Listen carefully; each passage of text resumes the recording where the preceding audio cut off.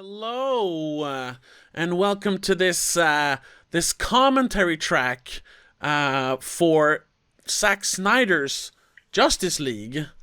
I am Tobias, of course, as you know, and with me is my friend and Adam Sandler podcast co-host Christopher. Hello, everyone. Hello, and we are here to celebrate the monumentous achievement that is the Snyder Cut. I'm not sure Christopher shares that opinion. I mean, you haven't seen the movie yet, so maybe. No. So I have not seen. I have seen the original cut. Yeah. I have not seen the Snyder cut. So we'll see. But I heard you liked it. You've seen it. Yes, I've been all over it this week. I made a podcast about it. I made a video essay / review of it. And I gotta say, I really, really like it. It's close to love. Not love, but I do like it a lot. I think I gave it an 8 out of 10 on IMDb. I was surprised myself because I have not liked a lot of the other DCEU movies. Especially not Man of Steel and Batman vs Superman.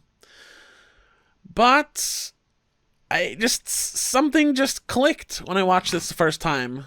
And I don't know, it was, I mean, I'll tell you, I watched the whole thing and I was like, okay, I'll like this. This was pretty good. I mean, and I should also say, I am an old Zack Snyder fan, so I was, I'm a little biased, but I haven't really been in love with him since like 2011. But still, so I started watching the credits, and midway through the credits, it was just like something clicked, and I was like, oh, I get it.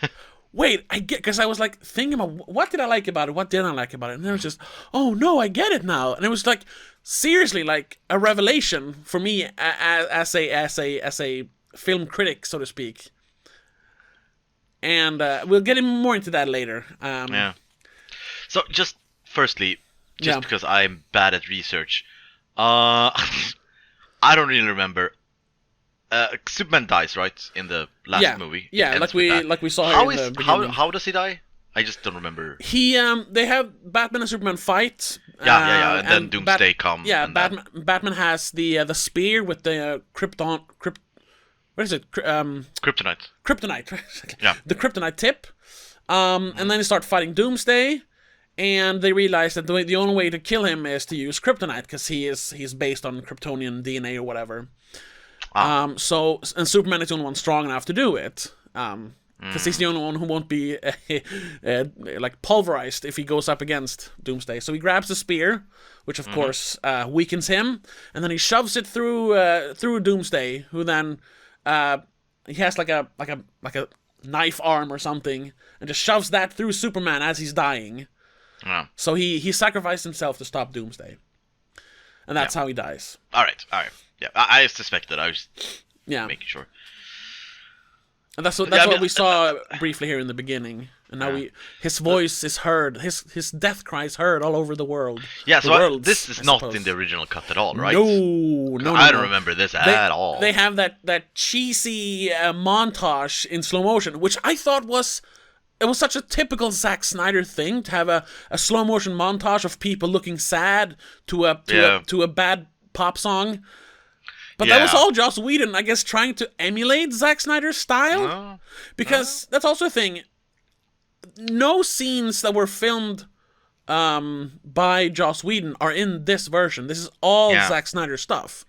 And they only filmed 5 minutes of new stuff, roughly is what he said. 5 minutes of new stuff for this. So all this was filmed. They've just, done some touch-ups on the CGI and stuff. Yeah. And 5 minutes of new stuff. But are they using clips from the earlier movies? No, I don't think so. Okay. Except for no, that's a new shot in the beginning, but it is the same event. Yeah, I gotta say it's a lot better start of the movie. Exactly. Definitely a lot better. Because I mean, I don't know. It just for once it ties together all the the different worlds, Atlantis and what's this called, Themyscira. It ties that into the story more. It's not just on Earth, and then we see Wonder Woman, and I'm wondering, you saw Batman vs Superman, but did you see the Ultimate Edition, the long one? Yeah, that was the only one I saw. Oh, okay. So I never saw the original cut of that one. Okay, yeah, because that's the same thing. The original one is such a mess. The long one isn't much better. I've gained some appreciation for it because of this, but it's still not great. But it definitely works better than the original. So twice now, it's been proved that, at least for me, I don't know about you yet, but that if they just let Zack Snyder do the movie he wants to make, at least it's better than the version they make him do. Yeah. I mean, my issue with Zack Snyder a lot, which was very prevalent in Batman vs Superman, it's this. It's hard to describe. It's this epic macho feeling that he wants to have in every character, in every main character, and I think it's mostly annoying. And that people can't. They can only have like cool flaws. They can't have any real flaws. Only like cool things. Like Batman's flaw is that he doesn't understand because he's too jaded because he's seen too much. And it's like, yeah. And that was part of my revelation. I mean, you watched my videos. I won't repeat too much, but where I don't think he's making these three movies, because I call it the trilogy, the Man of Steel Trilogy. They're not movies about people or movies about Superman and Batman. We gotta go fight whatever his name is, the CGI guy. Yeah. It's more metaphorical. It's about heroes and villains. It's trying to like create modern like folklore or myth, basically. And maybe that's the wrong vehicle for it, to do it with comic book characters, because people expect differently from comic book characters. But then again, some people consider comic books, a modern form of like folktale storytelling, fireside chats, so to speak. Yeah. I mean, I get that. It's just I just get annoyed by his male characters. That's just the main, because most of his male characters are sort of the same character. They're broody and moody. Super cool and macho broody guy who's super jaded and kind of hard because he's been through much. And it's... I don't know. It works in 300. Yes. But then it just... And that's kind of the... like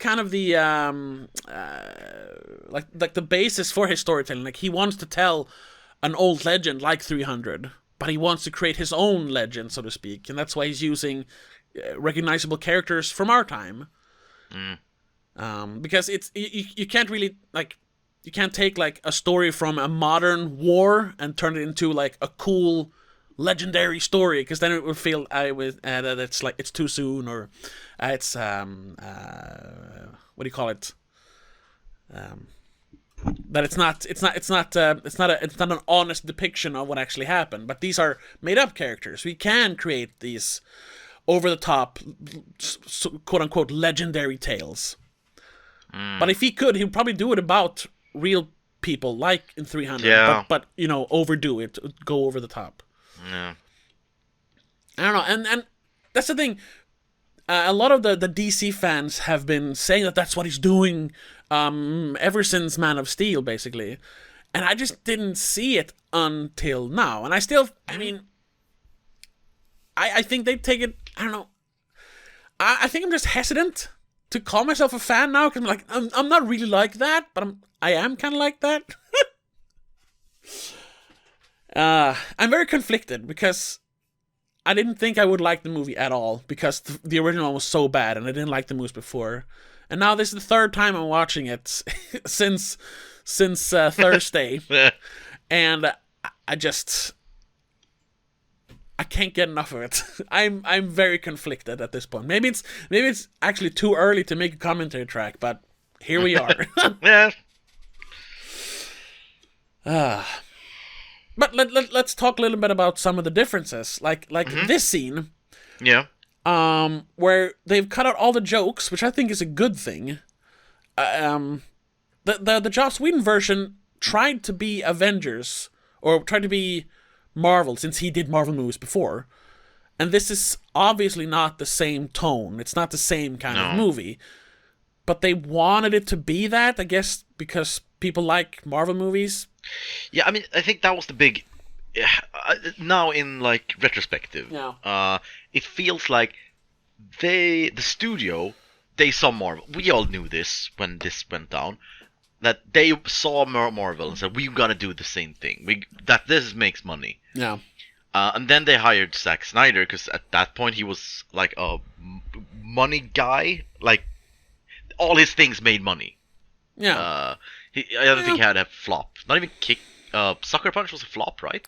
It was kind of a flop. It was? Oh, okay. Yeah. But yeah, he had they had a lot of faith in him. Yeah. Anyway.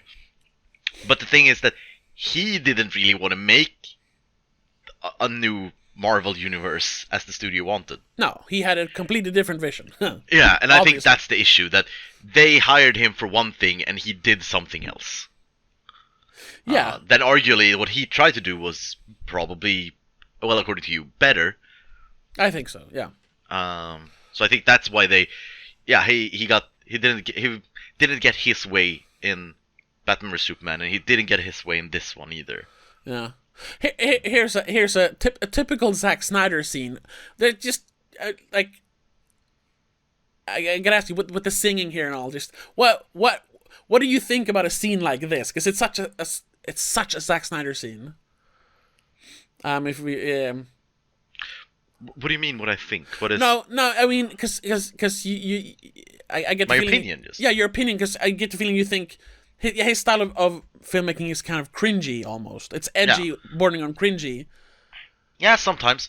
I mean, these things. Yeah, in like if you only watch this scene and doesn't see it out of context, it's a good scene. It looks good. It works. Yeah. It's an interesting scene because this singing thing. It's like.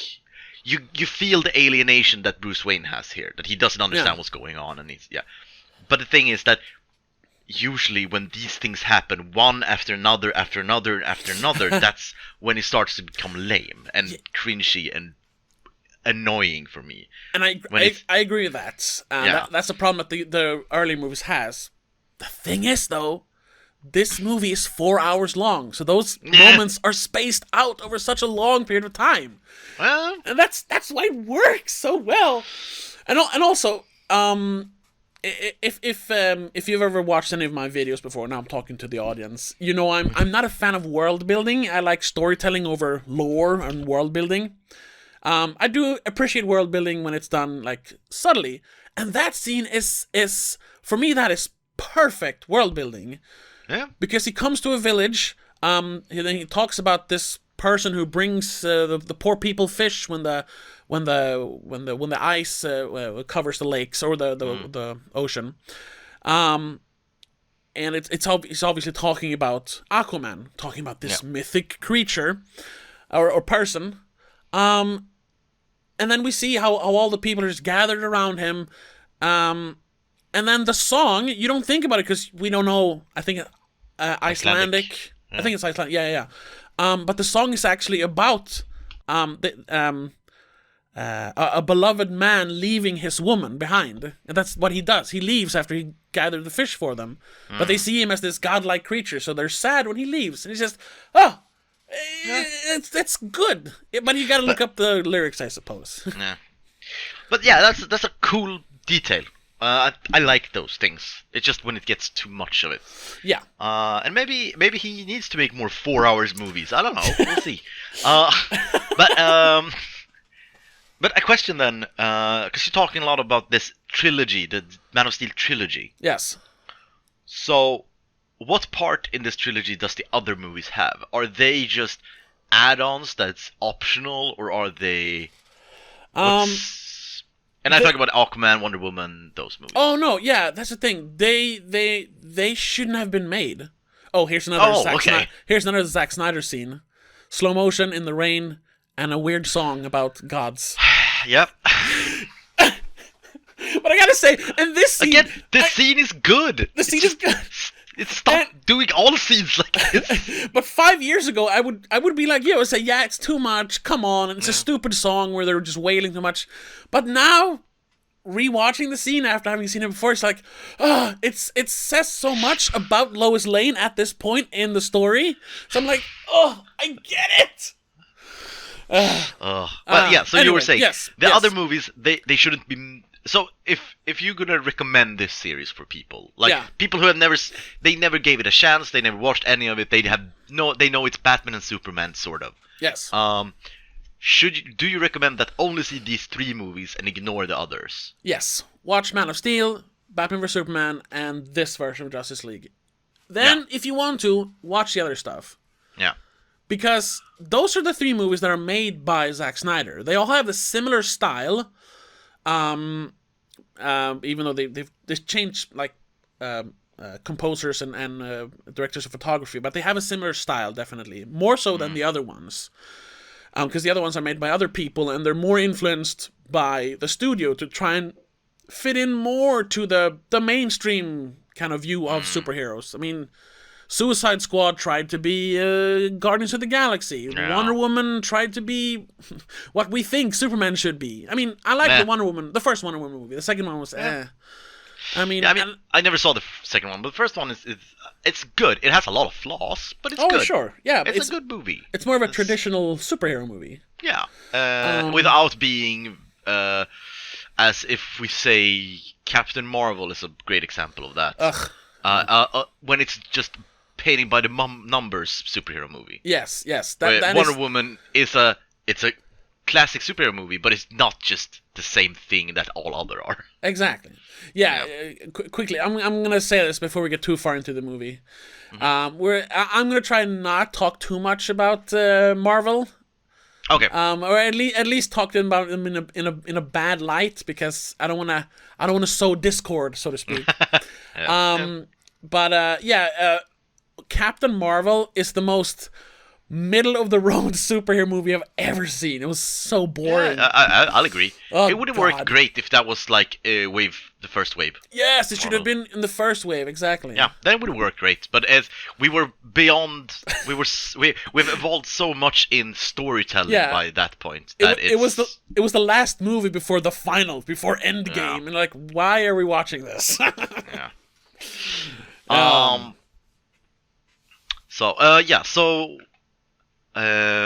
What we're talking about? Yeah, the other movies. The other movies. So they aren't needed at all, and you don't need the backstory of those characters, really. No, according to you. No, you don't. No. Because we're gonna get into that in this movie, but we get so much. They flesh out the characters so much in this one that they don't need individual movies. And if you want to be really stingy about it, I think both Wonder Woman...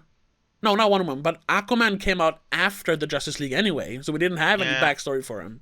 True. And it takes place after this movie, so... but that's also a benefit of making this movie so long, is that he has enough time to flesh out all the characters. It doesn't feel like we don't know the characters. By the time they actually fight Steppenwolf, spoilers in the end... What? We there are stakes, and we do like we like the characters enough. That's also the thing. You like the characters in this. They're not like quippy assholes like they were in the Justice League. And I gotta say, that's one thing that even without this movie, this cut of the movie, without ever seeing it, that's one thing that I always liked with the Zack Snyder. Well, not Zack Snyder, with the DCU. That, as you said, this gods and men thing. Yeah. That there's a lot more weight in the superheroes in the DCU than it is in, for instance, Marvel. Yeah, they're not. Oh, I'm a guy in a superhero suit. No, these are actually like they're heroes. These are above people and are you get this. There's that they are like God in one man. Yeah, exactly, and that's what they're going for. To go back to Man of Steel and Batman vs Superman, like they're like those two movies are basically, in my opinion at least, now that we've seen this version or watching this version, they're setting the stage for this story to be told.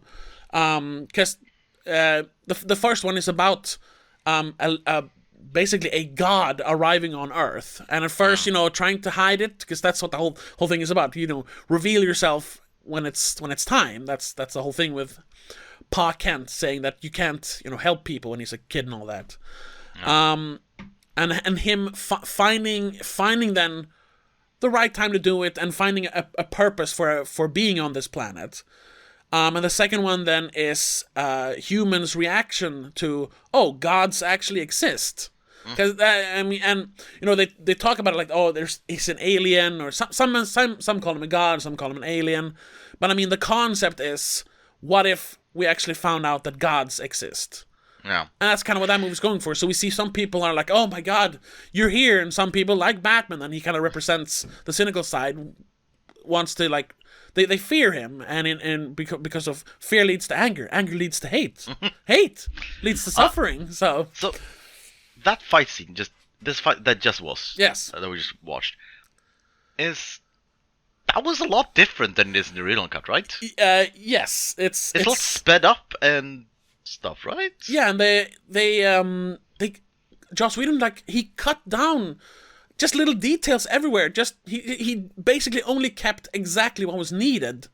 Yeah. And I think a lot of that, though, I don't want to because a lot of people over the last week, I should say, we're making this commentary track right after the release of the movie, basically.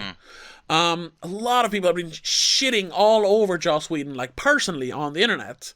And while I'm no fan of him, I can definitely see, after having watched this movie, that he basically did whatever he had to make it 2 hours, because that was one of the rules that the studio gave him. It has to be under 2 hours long. Yeah, I was thinking he had a 4 hour movie to work with, so he was like, okay. Yeah.